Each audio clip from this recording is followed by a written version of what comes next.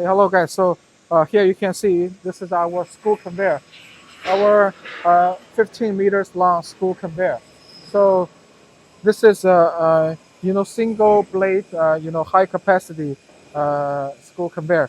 So in terms of structure, you can see this is the motor.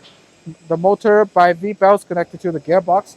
And the gearbox through coupling, elastic couplings, that connect to the shaft of the school conveyor. So this thing you can see it is completely made of stainless steel. Okay, it is completely made of stainless steel, and then we have inspection doors in here, and also a inspection doors in here. So now let's take a look inside of the, the impeller. So you can see this is all granite, and with the stainless steel plate, and so you can see it is so you can see all these covers are fixed by the the screw and nut, so it can be disassembled at any time.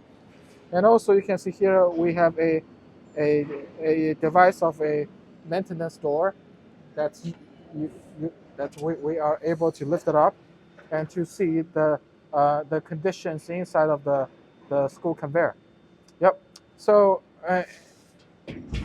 so basically this is our you know um, school conveyors for fertilizer conveying.